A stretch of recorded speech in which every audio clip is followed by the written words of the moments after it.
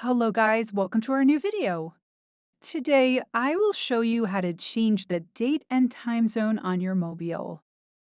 First, open the Settings app on your phone.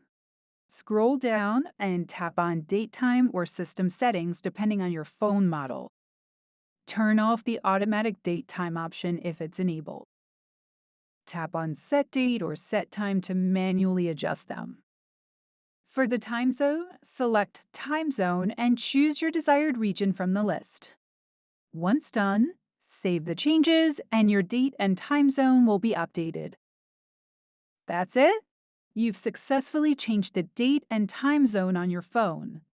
If this video helped you, don't forget to subscribe to the channel and like and share the video. Thank you for watching.